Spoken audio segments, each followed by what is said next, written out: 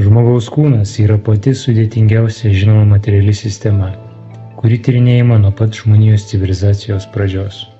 XIX amžius pasižymė vizualiai stebimų ir valdomų procesų tyrimais. XX amžiuje mokslininkai padarė tikrą proveržį. Eksperimentinė analizė ir biomolekulinė inžinerija tapo pagrindinė mokslo kryptimi. Pagrindinis mokslinių tyrimų prioritetas – ieškoti naujų būdų, kaip prailginti ir pagerinti žmogaus gyvenimo kokybę. Baltymai yra visos gyvybės Žemėje statybinė medžiaga. Mokslo ir technologijų pažanga leido sėkmingai suskaidyti baltymus į pagrindinės sudedamąsias dalis. Mokslininkai įrodė, kad baltymai yra makromolekuliniai junginiai, sudaryti iš aminorūgščių sujungtų peptidinėmis grandinėmis. Atlikus išsamius tyrimus nustatyta, kad peptidai yra svarbi struktūrinė baltymų sudedamoji dalis ir vienas iš pagrindinių elementų dalyvaujančių visose žmogaus gyvenimo procesuose. Kas yra peptidai? Peptidai yra tarpinės medžiagos tarp baltymų ir aminorūgščių. Jie sudaryti iš aminorūgščių ir yra struktūrinė baltymų dalis. Jų molekulinė masė mažesnė nei baltymų, tačiau didesnė nei aminorūgščių. Kelios tarpusavėje sujungtos aminorūgštys sudaro peptidą. Baltymai susidaro iš daugybinių peptidų jungčių. Dviejų ar daugiau aminorūgščių sujungtų tarpusavėje sudaro aminorūgščių grandinė, kuri vadinama peptidu. Peptidų tyrimų istorija.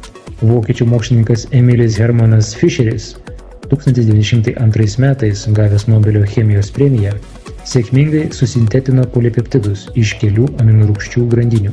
Šis mokslinis pasiekimas atvėrė žmonijai visiškai naują gyvybę Žemėje tyrimo sritį – mokslą apie gyvybę.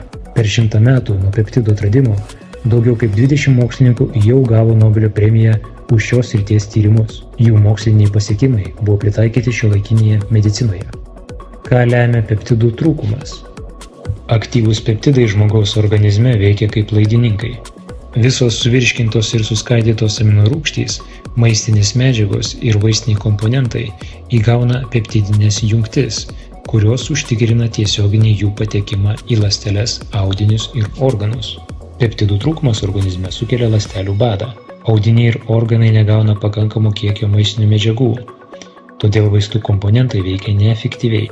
Nevisiškai įsisavintos maistinės medžiagos ir vaistiniai komponentai laiku nepasišalina iš organizmo ir daro neigiamą poveikį cheminiai kraujo sudėčiai.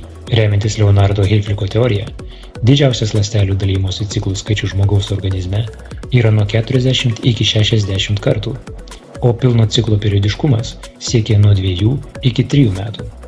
Kaip ląstelių energijos šaltinis, peptidai aktyviai dalyvauja organizmo augimo ir vystymosi procesuose, daro įtaką medžiagų apykaitai ir imuninės sistemos reguliavimui, todėl žmogus išlieka jaunas ir energingas. Peptidų įsisavinimas organizme. Visos mūsų organizmui reikalingos maistinės medžiagos gaunamos iš maisto. Jų kelionė ilga, suskaidytos virškinimo sistemoje ir pavirstos oligopeptidais arba aminorūgštimis. Jos patenka į kraują ir maitina mūsų organizmą. Šis procesas trunka kelias valandas, tačiau žmogaus virškinimo sistema nėra tobula ir negali visiškai suskaidyti visų suvalgytų maistinių medžiagų. Todėl jų įsisavinimo procentas priklauso nuo individualių kiekvieno žmogaus organizmo savybių.